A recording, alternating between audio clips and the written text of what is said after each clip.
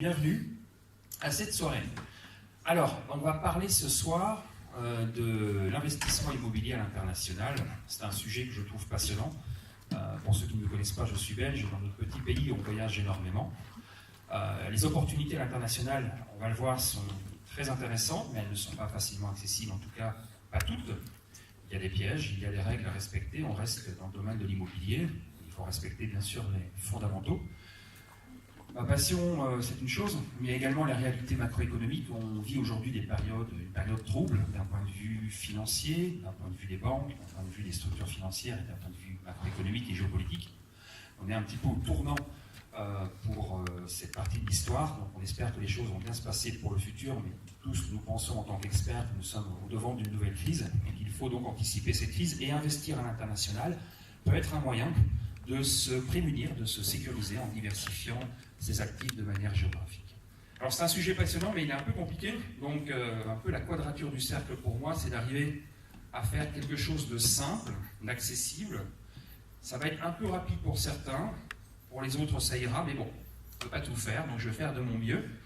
Et je vais directement commencer par vous parler de l'investissement tel qu'il est vu aujourd'hui à l'international. Alors, je zappe ici, William, je suis désolé, on aura l'occasion de parler avec toi un peu plus tard. Voilà. Alors, investir à l'international, ça veut dire quoi? Mais ça veut dire, globalement, se positionner sur des classes d'actifs immobiliers hors du marché français. Il y a quelques années encore, le profil de l'investisseur à l'international, il est très très spécifique. C'était des gens assez fortunés, des expatriés, des gens avertis qui voyageaient.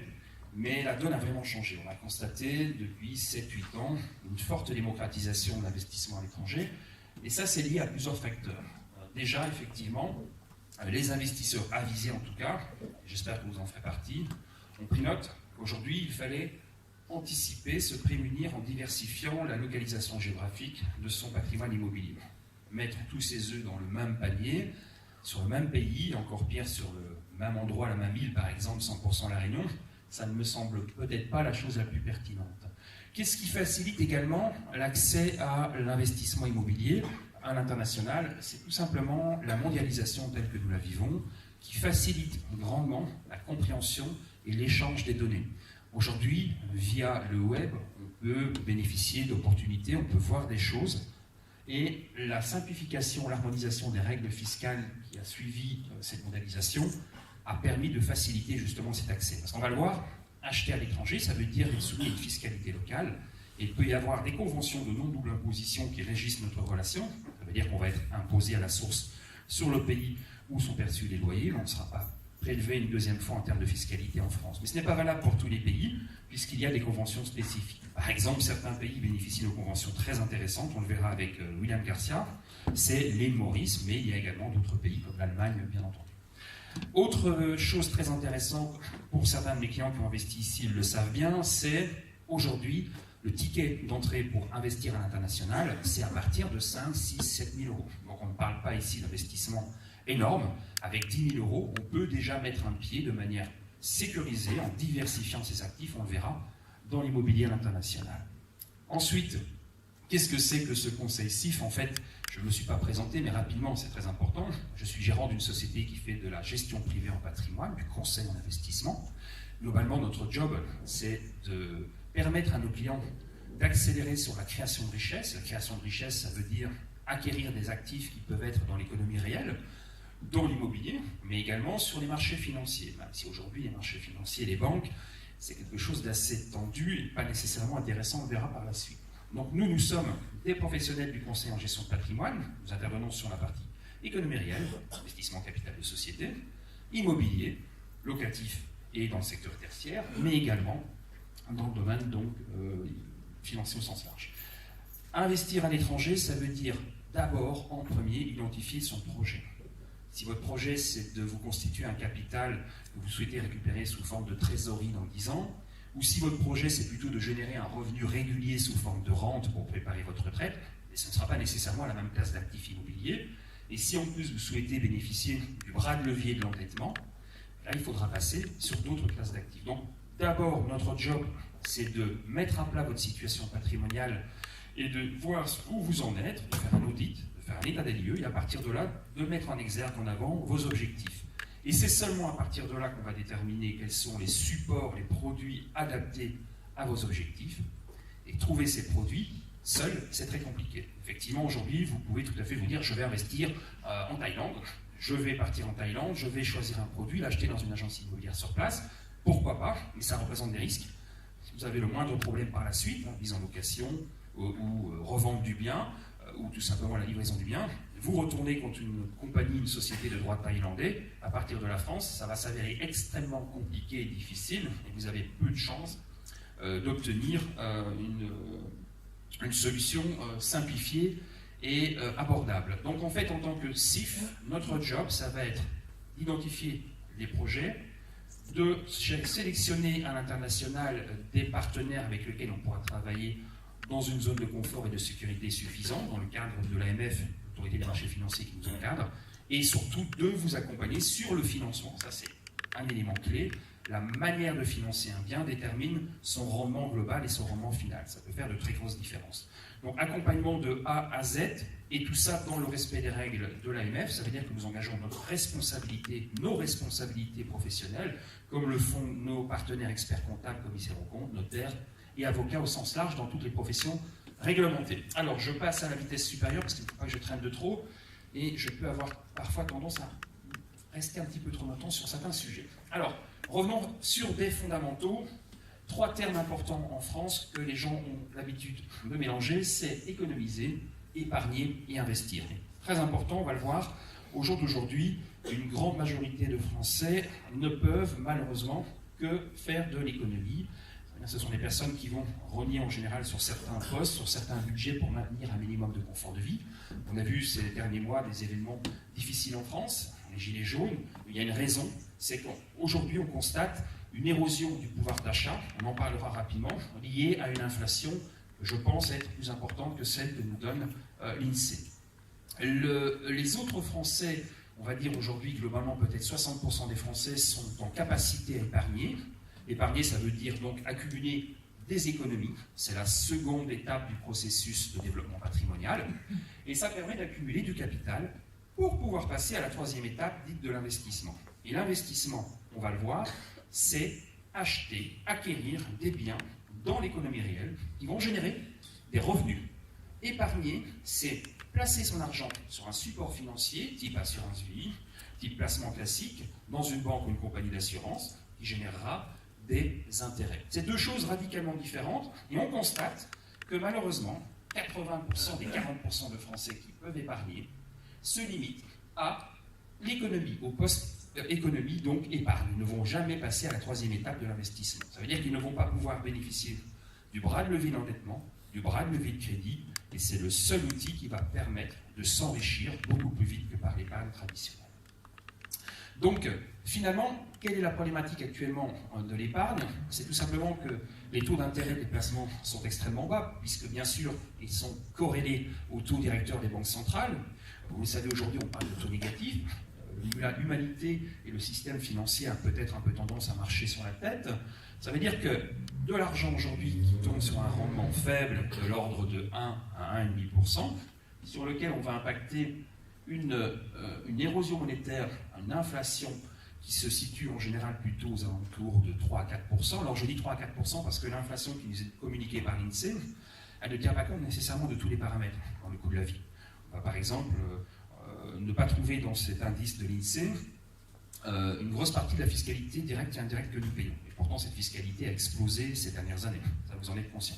Et on va également ne pas trouver dans cet indice de l'INSEE jusqu'à 60% des Français qui sont propriétaires. L'INSEE considère qu'être propriétaire, ça s'apparente plutôt donc à de l'investissement. Et pourtant, c'est bien un coût de logement important puisque les Français sont majoritairement propriétaires de leur maison. Donc le vrai indice d'inflation aujourd'hui, pour nous les professionnels, aurait plutôt tendance à se rapprocher de 4%, voire un peu plus. Et donc pas besoin d'avoir fait maths sup, 4% de négatif sur un rendement à 1 à 1,5% positif, au mieux, ça fait moins quelque chose. Moins quelque chose, plus moins quelque chose, plus moins quelque chose tous les ans. On n'additionne pas bêtement, on applique les intérêts composés. Ça veut dire que globalement, au rythme actuel, on peut imaginer que dans 10 ans, les 100 000 euros que vous aviez ne représenteraient plus, à euros constants, pouvoir d'achat constant, que 60 000 euros. Or, épargner, l'objectif de l'épargne, c'est bien de mettre pour demain, pour ces 2 jours, pour ces projets, à minima, le même pouvoir d'achat que ce qu'on a mis de côté. Si c'est pour aujourd'hui épargner tous les mois 200 € et non récupérer que 100 € au moment du départ à la retraite, ça n'a pas de sens. Donc, intégrez bien le fait qu'aujourd'hui, et ça va durer tant que les taux d'intérêt seront bas, malheureusement aujourd'hui la machine économique est dans un état catastrophique, et le quantitative easing et la production d'argent, de liquidité en masse énorme, ne va pas s'arrêter demain. On pense que ça va continuer jusqu'au moment où peut-être la machine implosera ou changera de modèle économique. Donc aujourd'hui, nous sommes sur des rendements négatifs et il faut trouver une alternative. Donc l'alternative, vous l'avez pour nombre d'entre vous déjà mise en œuvre, vous allez investir dans l'immobilier. Alors on ne parlera pas ici d'immobilier locatif traditionnel, j'entends par là l'immobilier classique que l'on peut faire en métropole. On va plutôt parler ici de l'investissement immobilier dans une typologie un peu particulière. Alors regardons ici, nous avons l'immobilier au sens large, c'est ce que je disais tout à l'heure. L'intérêt de l'immobilier, c'est de pouvoir générer des revenus et non pas de l'intérêt sur un niveau plus important et de passer par le bras de levier du crédit. Deuxième intérêt également de l'immobilier, c'est bien sûr de se positionner sur des actifs tangibles.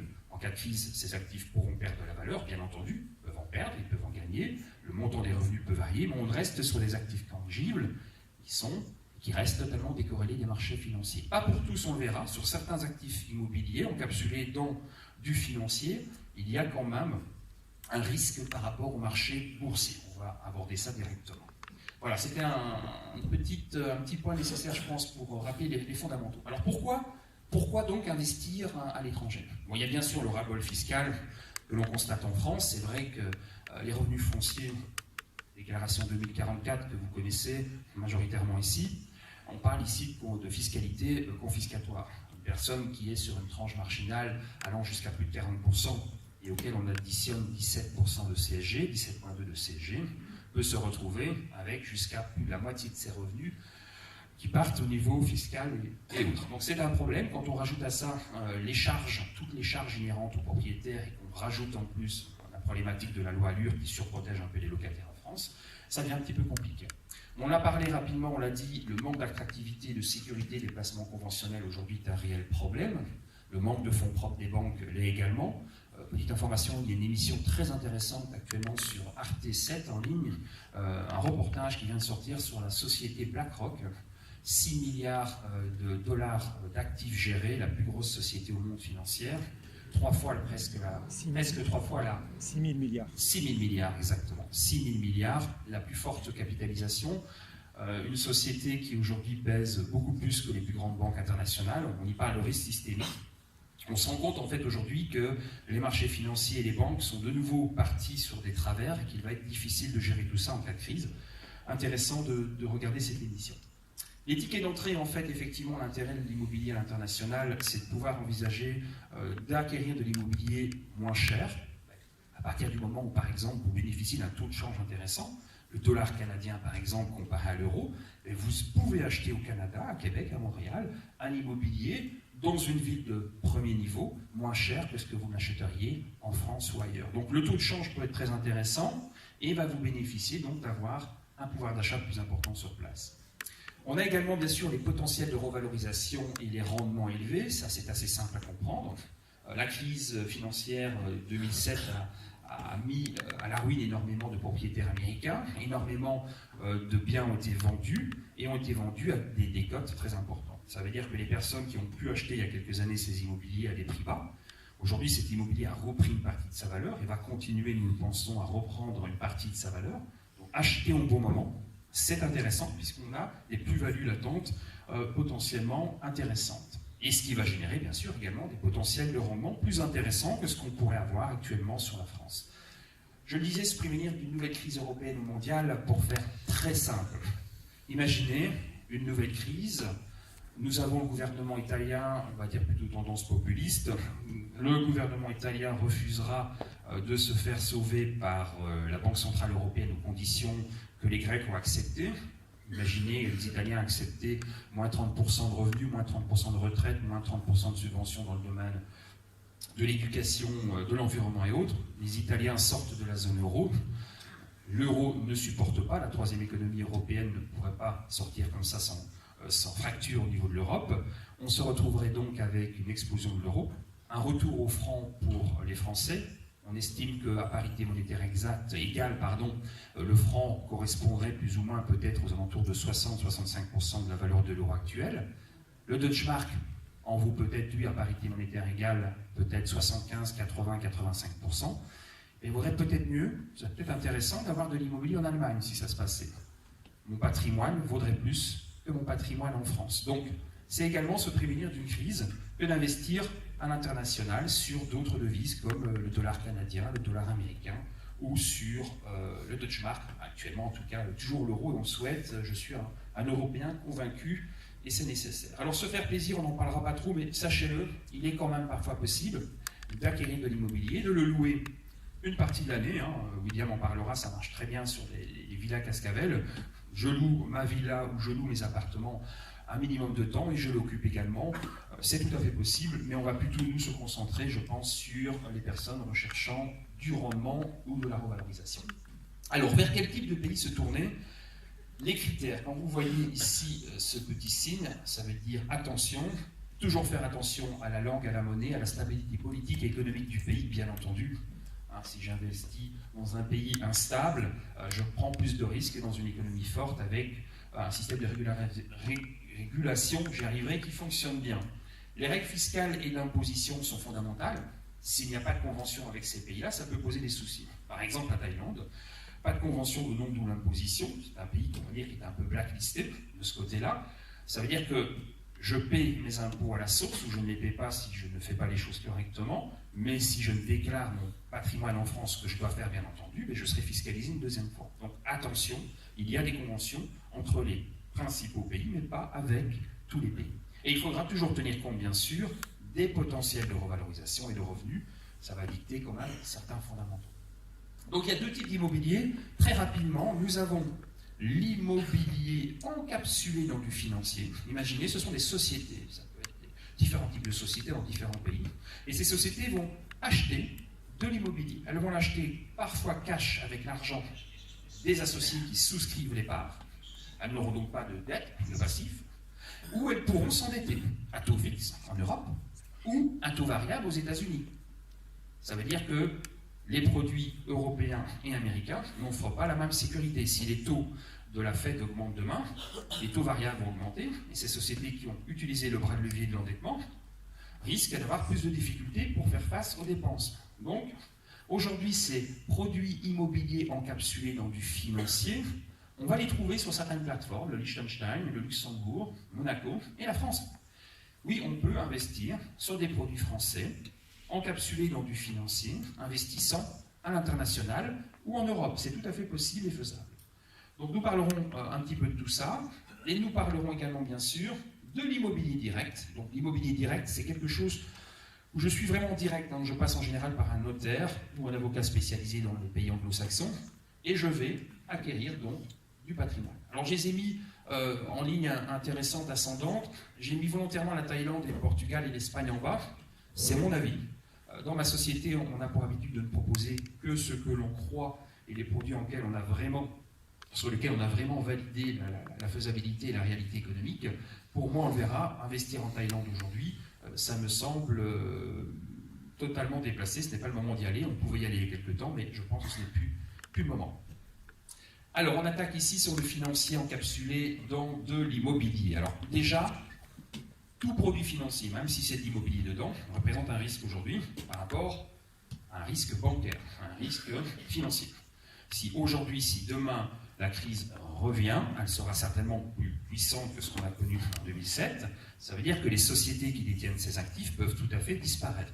On le sait aujourd'hui, les fonds propres des banques sont insuffisants, toujours largement insuffisants. Ça veut dire qu'on peut aujourd'hui anticiper ou aller chercher un peu plus de sécurité pour ces placements immobiliers sur des contrats de type luxembourgeois. Quelqu'un a-t-il un contrat luxembourgeois? Quand je pose la question, personne ne lève la main parce qu'ils se disent « je vais me faire qualifier par les impôts ». Non, c'est tout à fait normal. On peut aller au Luxembourg, c'est une fiscalité transparente, tout ça est déclaré. L'intérêt du Luxembourg est relativement simple, c'est qu'on a plus de sécurité à y mettre son argent. Ce qu'on appelle le triangle de sécurité luxembourgeois. Les banques séquestrent l'argent d'une manière différente, il y a des fiducies, il y a un contrôle de l'État. Et nous, les investisseurs qui déposons notre argent dans ces compagnies d'assurance, sommes les premiers créanciers. On passe devant tout le monde. C'est tout à fait l'inverse sur le reste des pays. Alors, ça veut dire qu'on a beaucoup plus de sécurité qu'en Europe, ou dans les pays anglo-saxons, sur le Luxembourg. C'est normal, le Luxembourg ne vit que de ça représente 95% de son économie, les banques. Mais ça veut dire également qu'on a plus de choix dans ce que l'on peut mettre dans son contrat. Alors, par contre, il y a toujours un côté négatif, c'est que le ticket d'entrée, c'est 250 000 € et que tout le monde ne peut pas y accéder. Certains placements financiers immobiliers sont cotés en bourse, donc ça pose effectivement certains problèmes par rapport au risque de krach financier qui est quand même, pour moi, extrêmement important. Ça a déjà démarré.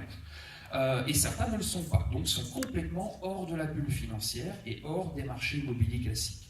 Toujours vérifier ce qu'il y a dans ces produits. Est-ce que c'est du résidentiel? Est-ce que c'est du locatif classique? Est-ce que c'est du bureau, du tertiaire? Un mixte de tout. Très important également. Vérifier les taux de change et les taux d'intérêt qui ont été appliqués par rapport à ces produits-là. Et bien entendu, vous n'avez pas accès au bras de levier de l'endettement. On ne va pas pouvoir financer des rates américains ou des SICAV luxembourgeoises. Il faut du cash, il faut utiliser votre trésorerie que vous avez actuellement, peut-être sur d'autres classes d'actifs. Attention donc au choix de ces produits, et certains ont des volatilités bien entendu plus élevées. Un exemple ici d'un produit très intéressant, les REITs. C'est un produit qui existe depuis déjà très très longtemps aux États-Unis. Ces produits, en fait, ce sont des produits achetés souvent à crédit par ces sociétés. Elles utilisent le bras de levier d'endettement, et comme les taux sont très bas, ça rapporte beaucoup d'argent. La fiscalité prélevée à la source aux États-Unis est très faible, et on peut bénéficier sur les plus-values vont générer ces produits d'une taxation qui sera une taxation française classique à 30%. Donc globalement, ces produits sont capables de servir des rendements parfois supérieurs à 10%, une grosse liquidité puisque c'est des actions globalement, et ils vont servir à la fois du dividende, donc du revenu si vous préférez, et des plus-values. La durée, donc, c'est un avantage. Par contre, la forte volatilité, ça, c'est quelque chose qu'il faut savoir, et ça, on le réserve aux personnes un peu plus averties, et en tout cas, ça ne peut pas représenter une partie trop importante de votre patrimoine. Ça, c'est une petite photo de Luxembourgville, le vieux Luxembourg que je connais bien. J'adore le Luxembourg, petit état de moins d'un million d'habitants, moins de 500 000 habitants. L'intérêt du Luxembourg, c'est, comme Maurice, globalement, c'est une fiscalité incroyable. On y paie, pour ainsi dire, pas d'impôts. Ces investissements, ce qu'on appelle des SICAF, des REIF luxembourgeois, sont exonérés de toute fiscalité à l'IS et à l'IR. Donc c'est très bien pour une entreprise. Vous pouvez placer de l'argent là-bas sans payer d'impôts là-bas, ni en France. Et ça va tourner sur des rendements potentiels de l'ordre de 8 à 9%, sur des durées de 7 ans. Ces produits vont sortir de l'impôt sur la fortune immobilière, pourtant c'est de l'immobilier. On peut les sortir de l'IFI, donc pour les personnes à l'IFI, ça s'avère intéressant. Côté négatif, minimum 500 000 €. Et pas de dividendes servis, on est juste sur des revalorisations du capital. Donc ça, c'est quelque chose réservé plutôt à des investisseurs avertis, ce qu'on appelle nous des professionnels au sens AMF, Autorité des marchés financiers. On va passer sur un produit plus accessible, mais quand même réservé un petit peu aux initiés, il faut 100 000 € minimum. On est sur les fonds professionnels de capital investissement. Ce sont des structures qui achètent à crédit de l'immobilier professionnel en général. Vous avez par exemple le groupe Accor et le groupe Louvre Hôtel, deuxième groupe hôtelier français, qui ne détiennent pas tous leurs hôtels, passent par ces fonds d'investissement. Donc vous détenez des parts et vous allez pouvoir générer des rendements normalement aux alentours de 6 à 7%. Rien n'est garanti, on est sur des supports d'investissement sans capital garanti bien entendu. On n'est pas dans le monde, dans Walt Disney présent, ni dans le monde des bisounours, il faut quand même bien identifier tous ces produits. Une fiscalité à 15% sur l'impôt des sociétés et exonéré de taxation sur les plus-values et les revenus, sauf prélèvements sociaux. Donc là, vous le voyez, on est sur un produit français qui investit à l'étranger et on a des avantages extrêmement intéressants par rapport à ces possibilités. Il y a encore d'autres produits financiers immobiliers. On va en rester sur ces produits-là. L'idée, c'est de passer maintenant sur l'immobilier en direct. Alors, je dis en direct ici, pourtant pour ceux qui connaissent les SCPI, Société civile de placement immobilier, de rendement, on ne parlera pas des SCPI fiscales. Une SCPI, c'est une société qui va acheter de l'immobilier. On va surtout s'intéresser aux SCPI diversifiés par exemple, qui vont par exemple acquérir, imaginez, des poches d'immobilier alimentaire pied d'immeuble, magasin bio, Carrefour Market, un magasin de bricolage, des classes d'actifs qui résistent très bien aux crises par exemple. Ils vont investir par exemple dans le domaine du médical, ça peut être un centre de dialyse, une clinique privée. Dans la logistique numérique a une très forte croissance, une croissance à 12-15% par an, et dans des bureaux. Il existe aujourd'hui un nombre assez intéressant de SCPI en France. Les meilleurs vont sortir entre 5 et 6,2% de rendement net, ce qui correspondrait peut-être à du 8 ou 9% brut si vous étiez propriétaire d'immobilier en direct. Ces sociétés n'investissent pas à crédit, c'est notre argent que nous allons chercher dans les banques en prêt financement que nous avons sur nos comptes d'épargne qui vont leur permettre d'acheter. Donc ces sociétés n'ont pas de passif, c'est très important pour la notion de crise et de faillite. Une société qui n'a pas de dette, par exemple comme Air Liquide, c'est très intéressant. Zéro dette, en cas de crise, en cas de plongeon des marchés boursiers, Air Liquide va plonger comme toutes les sociétés, mais vu qu'elle n'a pas de dette, elle a beaucoup plus de chances de se relever que les autres, par exemple comme le groupe Tereos, que vous connaissez tous, qui est aujourd'hui très largement surendetté et qui, à mon avis, ne survit que parce qu'il emprunte sur les marchés obligataires à des taux très bas, mais quand les taux remonteront, comme d'autres sociétés, comme le groupe Casino par exemple, ou encore le groupe Areva peut-être, il est nationalisé, c'est ce qui fait qu'il tient toujours bon, ces sociétés seront en difficulté. Donc ces produits SCPI ont un avantage. C'est que vous pouvez les acquérir à partir de 5 000 ou 7 000 euros, par exemple à 500, 600 euros, vous en prenez autant que vous voulez, cash ou à crédit. On va en parler directement ici.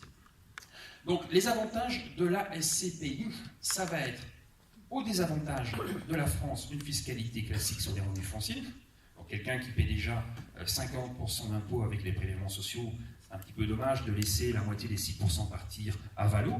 Si vous investissez dans une SCPI qui achète en Allemagne, en Grande-Bretagne, au Benelux, Belgique, Luxembourg, Pays-Bas, en Autriche, vous allez bénéficier de la fiscalité locale.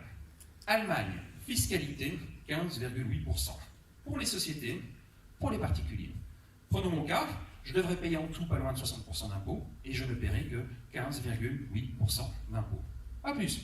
Prélevé à la source, payé par la SCPI, qui va me distribuer mon revenu, donc net d'impôts, net de charges. Quel est le rendement actuellement des meilleurs SCPI à l'étranger? C'est entre 4,7 et 5%, presque 5%, net de tout. Donc c'est très intéressant, d'autant plus qu'on va pouvoir aller financer tout ça à crédit, sans apport. La règle, une des règles dans l'investissement immobilier, c'est financer au taux le plus bas, sur des durées les plus longues possibles, et en limitant les apports au maximum. C'est là qu'on va chercher du taux de rendement interne. Aujourd'hui, quelqu'un avec une tranche marginale, imaginons à 20%, un crédit sur 20 ans, on est capable de mettre en avant des taux de rendement interne à 2 chiffres, à plus de 10%. Donc c'est très intéressant, et merci la crise actuelle, puisqu'en fait c'est grâce au taux bas que l'on s'enrichit. S'enrichir aujourd'hui, c'est grâce au taux de crédit très bas. Épargner, c'est perdre de l'argent aujourd'hui, et ça sera comme ça tant que les taux seront bas, mais à contrario, s'endetter avec des taux bas, c'est s'enrichir 3, 4, 5 fois plus vite que par l'épargne classique, c'est comme ça qu'on s'enrichit, c'est pas autrement, et c'est également se prémunir contre l'inflation, puisque j'emprunte en France un taux fixe, mes 500 euros de mensualité seront toujours 500 euros dans 20 ans, mais dans 20 ans, mes 500 euros ne vaudront peut-être plus que 200, et pourtant Donc c'est très intéressant. Fiscalité, je vous en ai parlé. Pour les sociétés également, c'est très intéressant. La SCPI a et offre une très grande mutualisation du risque, puisque vous allez avoir là-dedans énormément d'immobilier diversifié, donc géographiquement et en termes de support. Donc ça veut dire que vous mutualisez le risque sur un grand nombre de locataires, ce ne sont que des professionnels, donc une gestion pilotée avec une obligation de résultat et un minimum de liquidité de la SCPI qui doit être de 10%. Ça veut dire que les fonds propres des SCPI permettent de faire face à des demandes de retrait, de remboursement importants. Je n'ai pas le temps d'aller plus loin sur la SCPI, c'est un sujet qui me passionne. Malheureusement, la très très grande majorité des Français, vous ne connaissez pas les SCPI. Aujourd'hui, ça pèse en tout et pour tout un peu plus de 45 milliards d'euros. Les Français détiennent ça en général en fonds de portefeuille. Il faut savoir que la durée de détention, c'est 25 ans. Très peu de Français revendent leur part, moins de 1% par an. C'est vraiment une classe d'actifs à privilégier dans votre portefeuille, surtout par les temps qui courent, à mon avis. Nous allons passer maintenant sur l'immobilier vraiment, je dirais, en direct. On n'aura pas, bien sûr, la mutualisation du risque qu'on obtenait avec la SCPI. Les tickets d'investissement seront plus élevés. Il y aura des frais à sortir. J'insiste ici, financer un bien à l'immobilier à l'international, c'est minimum 30% d'apport. En général, 30% d'apport. Et il vous faut une certaine stature pour pouvoir être finançable. On ne finance pas n'importe qui à l'international. Vous n'allez pas non plus mettre toute votre capacité d'épargne et tout votre patrimoine dans un appartement à l'étranger. Il faut être logique. On investit à l'étranger pour chercher et faire de la diversification et pour faire de l'optimisation, mais on ne met pas tout à l'étranger. Il y a une logique également à tout ça. Alors, locatif ou professionnel, déjà, c'est un choix. Est-ce que je vais prendre du tertiaire, des bureaux, du commerce ou un appartement? C'est deux choses différentes, ce n'est pas la même réglementation. Personnellement, moi, je préfère, en tout cas, me mixer sur du locatif et sur du tertiaire, mais je pense qu'il vaut mieux se positionner à l'équilibre sur les différentes classes. On a ici donc un questionnement important sur le taux de change. Effectivement, si vous achetez aujourd'hui un immobilier en Grande-Bretagne ou aux États-Unis, vous serez bien sûr impacté par un éventuel taux de change modifié à la hausse ou à la baisse. Donc ça, il faut en être conscient. Acheter dans la zone euro, ça nous protège contre les problématiques de taux de change. Acheter sur une monnaie étrangère, ça peut également mener à certains retournements positifs ou moins positifs. Donc on a les mêmes règles à respecter que ce qu'on a vu tout à l'heure. Bien entendu, tout ce qui se fait à l'international en immobilier direct n'est pas sujet à la bourse. La valeur du bien, elle est liée au marché de gré à gré, à la demande, à l'offre. Donc on sort de la bulle actuelle financière. Donc c'est un des intérêts majeurs, bien entendu. Alors les États-Unis, un pays que vous connaissez tous, j'imagine, c'est quand même aujourd'hui la première économie mondiale, même si elle sera rapidement, je pense, dépassée par la Chine. Mais investir aux États-Unis, c'est quoi? C'est investir sur une économie forte et sur la monnaie qui dirige la planète. On ne sait pas pour combien de temps encore, mais elle le dirige toujours, en tout cas pour l'instant. C'est un pays où le locataire n'est pas surprotégé, comme c'est le cas en France. Quelqu'un qui ne paierait pas ses loyers devrait quitter son logement beaucoup plus rapidement qu'en France. Et c'est également la possibilité de bénéficier de régimes fiscaux rares ou inexistants ailleurs. Alors on a la chance en France d'avoir un régime fiscal exceptionnel que très peu d'entre vous connaissent et utilisent. C'est le régime des BIC, des bénéfices industriels et commerciaux, appliqué à la location meublée. C'est le fameux statut du LMNP, loueur meublé non professionnel. Ce statut en fait existe dans quelques pays, pas tout à fait la même, mais le principe du LMNP, c'est de pouvoir amortir, donc déduire un poste de charge, on va dire simplement les choses comme ça, plus ou moins 4% par an, des revenus générés. Et donc de neutraliser la fiscalité. Aux États-Unis et en France, dans les EHPAD, les résidences services seniors, ce type de biens, on peut également faire la même chose, mais là on le fera aux États-Unis. Deux types de marchés aux États-Unis, le haut de gamme, où vous allez plutôt viser pour des tickets à 400 000, 500 000 ou 1 million de dollars, des biens de premier plan sur des grandes villes comme Miami, New York et Boston. Là vous allez plutôt chercher effectivement de la revalorisation, du potentiel de revalorisation et très peu le rendement. Vous serez sur un rendement identique à Paris, Paris est peut-être la première couronne, mais vous avez encore un réel marché de potentiel de revalorisation. Et puis on a le secteur intermédiaire, donc des villes comme Orlando, des villes comme Baltimore sur la côte Est qui offre à mon sens un bon intérêt, une ville qui s'est complètement restructurée, qui est passée des chantiers navals au numérique et au service. Et là vous pouvez effectivement acheter encore aujourd'hui avec des décotes qui vous permettent d'obtenir des rendements locatifs nets de charges, compris entre 7, 8, 9, 10%, ça devient plus compliqué. Donc ça, c'est quelque chose d'intéressant. Les tickets, en général, il faut compter aux alentours de 80 000 $, 100 000 $ pour ce type de bien. Les États-Unis, et nous passons maintenant à l'Allemagne. Alors l'Allemagne, qui connaît l'Allemagne ? C'est dommage parce que c'est un très très beau pays, l'Allemagne. Il fait un peu humide, mais en été il fait très chaud quand même. L'Allemagne offre des avantages, je vous l'ai dit, c'est sa fiscalité. Et puis ça reste une économie extrêmement solide, même si aujourd'hui le modèle économique est un peu remis en question avec le modèle automobile, mais les Allemands ont beaucoup de résilience, c'est dans leur culture, dans leur éducation, c'est un pays protestant. C'est un pays qui bénéficie de beaucoup d'argent, beaucoup de réserves, avec une balance commerciale très largement excédentaire et des réserves en devises et une dette extrêmement faible. Donc je ne m'inquiète pas pour eux, ils sauront rebondir très vite. Donc investir en Allemagne, pourquoi ? Je peux tout à fait acheter un appartement à Berlin. Berlin est une ville fabuleuse, très dynamique, très moderne, très verte d'ailleurs, où vous allez pouvoir trouver des logements à partir de 3 500 €. Trouver à Paris un logement à 3 500 €, ce n'est pas possible. Mais là, vous pouvez, c'est une ville qui va continuer de grimper, il y a encore énormément de choses à faire là-bas. Les ménages allemands sont faiblement endettés, et le fait d'investir également, comme je l'ai dit tout à l'heure en Allemagne, ça peut être également une protection contre une éventuelle explosion de la zone euro et de l'euro. Accès au crédit, c'est ce que je vous disais, ce sera un peu plus compliqué que financer un bien en France. On a des stratégies, on travaille avec des banques locales, des banques allemandes, des banques américaines, des banques européennes, mais ça nécessite quand même d'avoir un profil d'investisseur, donc un endettement cohérent, et de l'actif, c'est-à-dire du patrimoine financier ou immobilier. L'Allemagne, là nous allons parler maintenant de Québec. Alors là, j'espère que vous connaissez un peu Québec et Montréal, c'est nos cousins. Plus nous les Belges, parce que je ne vous ai pas dit je suis belge, j'ai pas mal de familles à Québec. L'intérêt du Canada et de la partie francophone, c'est bien entendu, c'est le cadre de vie qui est exceptionnel. Il y a 173 nationalités différentes à Montréal, une ville extrêmement dynamique. Et aujourd'hui, c'est un petit peu comme Berlin, un petit peu plus cher quand même, on peut trouver dans de très beaux quartiers de l'immobilier à des prix très cohérents. Donc là aussi, une opportunité, en plus de jouer là sur un taux de change qui est en notre faveur, le dollar canadien est moins cher que le dollar américain. La fiscalité, pareil, extrêmement faible, 3-4 fois moins qu'en France, des potentiels de revalorisation. Voilà, alors attention au formalisme, c'est comme les États-Unis, ne croyez pas qu'ils sont comme nous les Français. Les Canadiens, ils ont pris le bon, on va parler des Québécois, ils ont pris le bon des Anglo-Saxons et ils ont pris le bon des Français. Mais en business, c'est pas du tout comme nous. C'est du vrai business à l'anglo-saxonne, pas de quartier, et les règles n'ont rien à voir avec les règles que vous connaissez ici. Donc attention au formalisme, et nous faisons extrêmement attention à ça, bien entendu. Nous abordons maintenant le Portugal et l'Espagne. Vous en avez souvent entendu parler. Je l'ai dit ici, on ne parle pas trop de l'immobilier loisir au sens pur du terme, ni de l'immobilier retraite. C'est la destination favorite des retraités en Europe. Pourquoi ?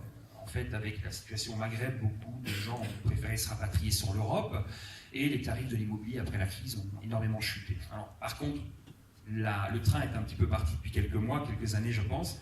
Lisbonne aujourd'hui est devenu très cher, entre 4 5 000 6 000 euros le mètre carré. C'était il y a 2-3 ans que les opérations étaient à faire. À mon sens, à Orlando, c'était un petit peu pareil, à Miami également.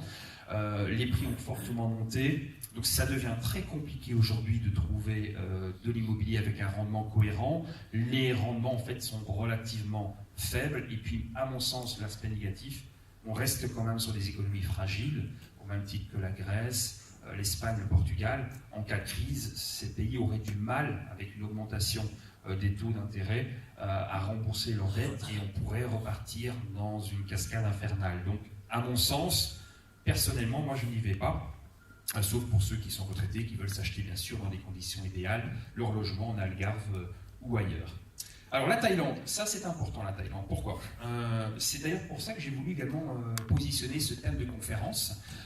Beaucoup de mes clients ou de personnes m'ont abordé ces derniers mois suite à des interventions de structures, de sociétés vendant de l'immobilier en Thaïlande. J'adore la Thaïlande.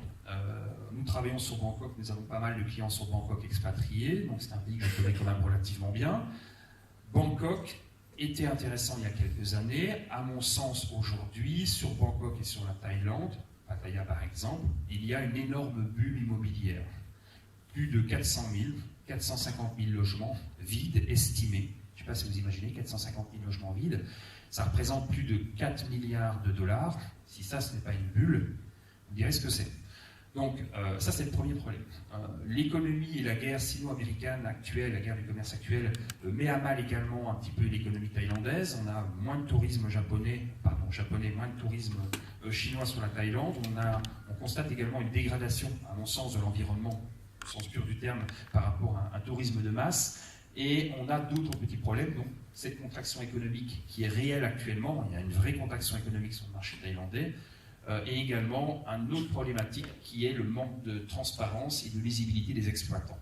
Beaucoup d'offres que j'ai vues passer amènent et apportent des rendements locatifs de l'ordre de 7, 8, 9, 10% via des sociétés de gestion qui sont censées garantir entre guillemets ces revenus. Et il faut savoir qu'une société de gestion, ça reste une entreprise normale dans l'économie réelle et qu'il est important de voir qui sont derrière ces entreprises. Et la difficulté que nous avons en Thaïlande, c'est tout simplement d'obtenir des bilans, des comptes de résultats certifiés par des commissaires aux comptes comme William. Parce que ce n'est pas le même code civil, ce n'est pas du tout la même réglementation, et que, en plus, dans ces sociétés, les actionnaires, par exemple norvégiens ou italiens, sont minoritaires. Donc, très compliqué pour moi de dire à mes clients, allez-y, vous serez dans une zone de confort suffisante pour que je vous conseille d'y aller. Et trop risqué pour moi, la notion de défaut de conseil. Aujourd'hui, je dirais méfiance. L'avantage de cet immobilier en Thaïlande, c'est qu'effectivement, on a des rendements locatifs sur papier très intéressants. L'avantage, c'est qu'on a une fiscalité locale faible, à moins de 10%, pour ceux qui déclarent parce que l'outil fiscal ne fonctionne pas du tout. Mais franchement, voilà, moi je n'investirai pas en Thaïlande pour l'instant. La situation me semble trop compliquée, et puis surtout s'il y a un problème, je l'expliquais rapidement, allez vous retourner contre un intermédiaire commercial en Thaïlande, c'est très compliqué. Moi je ne prends pas le risque de vous proposer un produit actuellement, à moins que vous me signiez une décharge et vous me disiez j'ai bien noté les risques et je veux absolument acheter en Thaïlande. Je pense qu'il y a mieux actuellement que d'aller sur la Thaïlande, même si c'est un magnifique pays, bien entendu. Je vais passer la parole à William Garcia, qui est donc un partenaire associé sur le fonctionnement de la financière, le cabinet CBA et C2A. Juste, si tu me permets, pour parler un petit peu de Maurice. L'île Maurice, en fait, je suis arrivé en 2005 à La Réunion. J'ai ouvert les bureaux de la société à La Réunion en 2006, puisque notre siège social est en métropole. J'ai longtemps été réfractaire sur l'île Maurice. J'ai mis beaucoup de temps à me décider, j'y allais souvent pour faire du sport, pour voir, me renseigner. J'ai une autre activité économique dans le domaine alimentaire qui n'a rien à voir avec la gestion de patrimoine, et j'ai des fournisseurs sur l'île Maurice. Et j'ai appris à connaître cette île. J'ai appris à connaître cette île également avec William, qui fait pas mal de conseils là-bas, qui a lui-même développé une opération de promotion il y a quelques années et qui est en train de développer une autre opération. Et ma vision des choses a changé. Aujourd'hui, je pense que par rapport à la conjoncture, le fait que l'offshore aujourd'hui se réoriente également sur l'Europe, des gros fonds européens ont racheté des offshore, et que le business ne se concentre plus majoritairement sur la grande sœur indienne, j'y vois vraiment une opportunité. Donc pour ceux qui ne connaissent pas, il y a aujourd'hui différents types d'opportunités sur Maurice. Il y a l'investissement locatif classique dans des produits locatifs de premier plan, comme ceux dont va vous parler William Garcia. Ce sont des villas qui vont permettre pour certains d'avoir le statut de résident, voire de résident fiscal. Mais il y a également d'autres types d'immobilier, je pense au secteur du tertiaire, bureaux et commerce, et il y aura également d'autres opportunités peut-être sur des terrains. Donc à réfléchir, à analyser, mais il y aura, et je pense qu'il y a des opportunités sur l'île Maurice. Je te passe la parole, William, pour développer un petit peu tout ça, puis je reprendrai ça. Merci.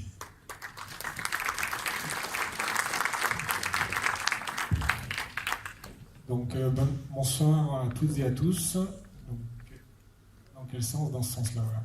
Donc, effectivement, je m'appelle William Garcia, je suis expert comptable, commissaire aux comptes depuis une douzaine d'années à l'île de La Réunion, associé du cabinet CB1 et C2A.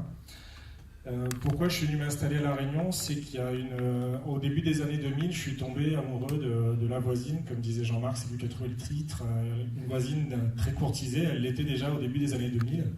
Et pour plusieurs raisons. Alors la première, c'était ses attraits aquatiques. C'est vrai que ces 150 km de plage m'ont fait littéralement craquer. Son bassin de navigation avec son lagon et ses îlots. Également ses plongées, que ce soit en bouteille ou en apnée. Il est d'ailleurs possible quotidiennement de se mettre à l'eau avec des dauphins de façon assez aisée dans la baie de Tamarin ou au Morne. Ce qui m'a fait craquer ensuite, c'est son offre golfique. À Maurice, on compte aujourd'hui 10 golfs 18 trous et 4 golfs 9 trous qui sont d'une qualité exceptionnelle. Il y en a 2 dans les cartons, il y en a déjà 2 en cours de construction supplémentaire. Ce qui m'a plu enfin dans ce pays, c'est l'état d'esprit général. C'est un pays qui bouge et qui bouge vite. Pour exemple, ils ont décidé il y a 3 ans de faire un tram et eux, ils l'ont fait. Aujourd'hui, ils livrent dans 2 mois la section Port-Louis-Phoenix. C'est un pays qui a une vraie dynamique business et dont la population est vraiment chaleureuse et accueillante. Mais au-delà de mes ressentis personnels, je voulais vous donner 2-3 indicateurs. 2-3 indicateurs, c'est par là. Hop. Donc au niveau de la population, donc c'est un pays qui compte 1,3 million d'habitants. Ils sont quasiment tous trilingues, ça peut avoir du sens effectivement d'avoir du personnel qui parle 3 langues, notamment l'anglais, avec un taux d'alphabétisation de près de 100%. Au niveau de la politique, c'est un pays qui est stable, ils sont indépendants depuis 1968, avec une démocratie parlementaire, avec un suffrage universel tous les 5 ans. Maurice est membre des plus grandes institutions internationales comme le Commonwealth, l'ONU, l'OMC, l'Union africaine. En termes d'économie, ce n'est pas un pays si pauvre que ça. Ils ont un PIB par habitant de $10 000 par an. La croissance du PIB est proche de 4%. Et le salaire minimum pour 42 heures semaine est d'environ 225 € par mois. D'autres indicateurs, sans vous citer les sources, je vais y arriver, la zapette. Voilà, donc sans vous citer les sources, c'est des indicateurs qui m'ont percuté, je voulais vous les retranscrire ce soir. Donc c'est le meilleur pays africain où faire des affaires. Il est parmi les 10 seuls pays au monde vivant sans conflit ou menace de guerre. C'est le premier pays africain en matière de cybersécurité et parmi les 10 plus engagés au monde dans ce secteur. C'est le deuxième pays au monde pour la qualité de l'air. Je ne sais pas si ça a été connu pour vous, mais en tout cas, moi, ça ne l'était pas. Et c'est vrai que quand j'y suis, je m'y sens bien. Est-ce que c'est lié à ça? Je ne sais pas. C'est le 5e pays au monde pour la liberté économique. Et c'est la 7e meilleure destination au niveau fiscal. Donc, je vous ai fait un petit slide spécifique à la fiscalité. J'ai appelé ça une fiscalité ensoleillée. Mais c'est vrai que pour moi, expert comptable en France, c'est presque une fiscalité extraterrestre. Pour ce qui est des revenus locatifs, effectivement, on est taxé à Maurice sur les revenus locatifs à 15%. Il n'y a pas de CSG, CRDS à 17,2% plus la TMI. Il n'y a pas de taxe locale, donc pas de taxe foncière, pas de taxe d'habitation. Il n'y a pas d'IFI. Donc ça fait déjà pas mal d'avantages. Accessoirement, si on est résident au moment de son décès et que ses ayants droit le sont aussi, il n'y a pas de droit de succession, donc c'est quand même pas négligeable non plus. Au-delà de la fiscalité liée à l'immobilier, je vous ai mis 2-3 indications supplémentaires. Enfin si, sur l'immobilier, il y a aussi la non-taxation de la plus-value des particuliers dans celle immobilière. Donc si demain vous achetez en début de programme, comme ça a pu l'être sur certaines phases, je pense au primo-accédant à Tamarina, ils ont fait COEF 4, ils ont payé 0 impôt, c'est pas négligeable. Et puis si demain vous vous installez là-bas et que vous créez une société, il n'y aura pas de taxation des dividendes notamment, etc. etc. Donc, compte tenu des arguments que je vous ai développés, donc Jean-Marc et moi, on pense qu'effectivement, investir dans l'immobilier à l'île Maurice, c'est une piste intéressante dans le cadre de la diversification de ses actifs, et ou dans le cadre d'une délocalisation personnelle, alors totale ou partielle. Comme a dit Jean-Marc, j'ai pu accompagner certains de mes clients dans une délocalisation à Maurice. Et on voulait donc profiter de cette conférence pour vous présenter un PDS, donc un programme dédié aux étrangers, avec une accession en pleine propriété. Donc vous avez dans vos pochettes, je crois, il y a des flyers avec les principales informations, et vous dire qu'effectivement, donc ce PDS, il est basé donc dans l'ouest de Maurice, entre Flic-en-Flac et Tamarin. Pour ceux qui connaissent, c'est en face du golfe de Tamarina, à côté de Casella. C'est une zone qui est en pleine explosion, alors dans le bon sens du terme. Effectivement, Jean-Marc et moi, nous sommes allés voir le week-end dernier Medine, qui est le propriétaire de 6% du territoire national et de presque une grosse partie de l'Ouest. Et donc, à 3 minutes de cette résidence, ils font un projet dingue, notamment le centre commercial qui fait déjà 11 000 m², il le passe à 86 000 m² d'ici 5 ans. Donc il y a peut-être pour certains d'entre vous aussi des opportunités, comme le disait Jean-Marc, tout à l'heure il parlait du tertiaire, mais peut-être aussi pour faire des locaux commerciaux, pour prendre des locaux commerciaux, ils sont demandeurs. Donc si vous voulez qu'on vous mette en relation, ou sinon vous le faites directement, Medine, M. Harel ou M. Devaux-Marini. Ils font également un pôle universitaire et de santé avec les plus grosses universités européennes. Pour ne citer que certaines, il y a HEC, l'ESSEC, Middlesex, donc une université anglaise, l'ENSA, pour ceux qui connaissent, donc l'université, enfin, des études supérieures en architecture qui est à Nantes, l'école Paul Bocuse aussi. Donc voilà, il y a un pôle donc, de santé avec une clinique privée. Et puis dans le centre commercial, je vous ai dit, dans les 86 000 m², il y a plein de choses. Il y a déjà à ce jour un food court, bowling, karting, ils vont avoir un multiplex, des grandes enseignes, enfin ça bouge vraiment fort fort. Ce PDS, donc, il comprendra donc 15 villas de plein-pied de 286 m², 2 villas jumelées à étage de 206 m², 300 m² de bureau, une salle de gym, un terrain de pétanque. Donc une acquisition en pleine propriété, et comme disait Jean-Marc, avec un permis de résident, alors sous condition, parce qu'effectivement, il faut un minimum 500 000 $. Mais effectivement, vu que les villas de plein pied sont à 500 000 €, vous aurez le permis de résident. Alors pas le permis de résident fiscal, mais le permis de résidence à Maurice. Ça veut dire que vous n'aurez pas besoin de visa, vous pourrez vivre à temps plein à Maurice, parce que si vous n'avez pas le permis de résidence, c'est maximum 3 mois renouvelable une fois. Ça vous permet également, le permis de résident, d'avoir des tarifs préférentiels dans l'hôtellerie ou les loisirs. En termes de charges de copropriété budgétées sur ce projet, on est à moins de 200 € par mois.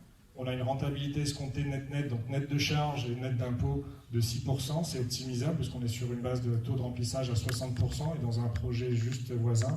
Le seul lot qui est à la location saisonnière touche entre 66 et 80% de taux de remplissage par mois. Vous dire qu'à ce jour, il reste 9 lots, mais cet après-midi, on a déjà eu des pistes pour 3 lots supplémentaires, donc a priori, il en resterait plus que 6. Et donc, si vous voulez avoir des infos, n'hésitez pas à envoyer un mail à l'adresse qui est indiquée en dessous sur la plaquette qui vous est jointe dans la brochure. Voilà ce que j'avais à vous dire ce soir. Jean-Marc et moi, on reste disponibles si vous avez des questions. Il y a un petit pot après, on est là. Bonne soirée à tous. Merci William. En fait, il y a vraiment un gros pot. En Belgique, on attache beaucoup d'importance à avoir un bon verre. Hein. C'est bien ça quand même, un bon verre. Alors, avant de vous lâcher au bar... Ah, vas-y. Parce qu'en fait, ils ont joué avec moi, c'est pas le même PowerPoint que mardi. Et c'est vrai. En fait, il y avait 2-3 petites notions en plus, mais c'est pas qu'accessoire, c'est sur le financement. J'avais rajouté 2 lignes, vous dire qu'effectivement, il y a des banques locales avec qui on a dealé, sont prêtes à faire des financements à 2,5% sur 15 ans. Et cet après-midi, avec une banque réunionnaise, on a eu un deal où ils sont capables effectivement de vous donner un taux français, donc pas loin d'1%, en donnant une garantie française. Donc ça change la donne. Voilà ce que je voulais préciser. En fait, ce que je vous disais tout à l'heure, le produit est essentiel, mais la méthodologie de financement l'est également. Il y a plein de techniques pour financer. On a du prêt amortissable à Maurice, on a du prêt amortissable ici à La Réunion à des conditions encore plus intéressantes. Et puis on a les prêts in-fine, on a les prêts Crédit Lombard.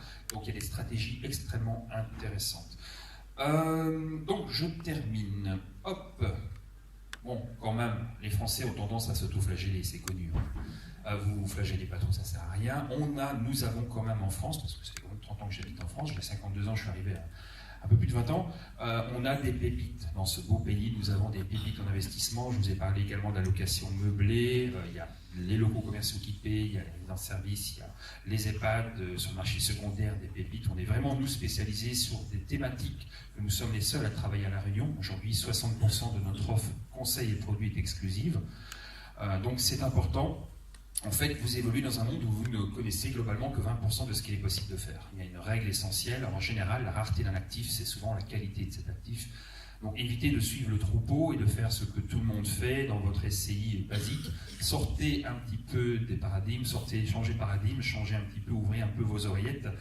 Et il y a plein de choses importantes et intéressantes à faire. Je voudrais que mon équipe, ils ne sont pas tous là, l'équipe de la financière vienne me rejoindre.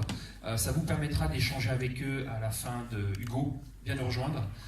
Voilà, on a Hugo, Joanne, Isabelle et nous avons également Fabienne, Harry. Les autres sont occupés dehors, je pense. Nous sommes disponibles pour répondre à vos questions, pour échanger, dialoguer, à vous rencontrer effectivement lors de rendez-vous individualisés pour prendre le temps de mettre à plat votre éventuel projet, votre questionnement. Et même s'il n'y a pas, et vous ne pouvez pas aujourd'hui aborder l'immobilier international, mais on peut le faire avec des supports très simples, ça vous permettra de faire un état des lieux très important. La vie avance, les jours avancent, les années passent. Et tout est en permanence, c'est comme dans le bouddhisme, tout change. Les gens qui pensent que rien ne change et que tout est muable vont dans le mur, c'est l'anticipation. Le maître mot de ma société, c'est anticiper. Anticiper pour se protéger. Regardez en Allemagne, j'adore l'Allemagne, ce qui se passe, il y a beaucoup moins de conflits sociaux, on anticipe. Ben c'est pareil, il faut tout anticiper. Et notre métier, c'est non seulement de travailler sur la création de richesse, mais c'est également tout ce qui tourne autour du civil, du décès, de la transmission du vivant, la transmission du patrimoine pro, l'entreprise, comment optimiser, Floriane qui nous rejoint, une entreprise. Et c'est pour ça qu'on travaille main dans la main avec nos partenaires. Jérôme Sinet qui est un peu fatigué parce qu'il rentre de Paris, il a travaillé pendant 3 jours, avec William Garcia et d'autres de nos partenaires. Merci et une excellente soirée. Alors vous avez Daniel Bakiri qui nous a fait plein de bonnes choses, vous avez des bonnes choses à boire et à manger, on se retrouve au bar pour discuter. Vous avez un petit formulaire qu'on remet à chaque conférence, il y en a 3 par an en général de conférences dans le sud et dans le nord. Je veux votre avis, c'est très important, les thèmes que vous aimez. Vous recevrez peut-être encore un formulaire questionnement par mail, et remplissez-le, vous avez des stylos à l'entrée, ça vous prendra 2 petites minutes. Merci beaucoup, à plus tard.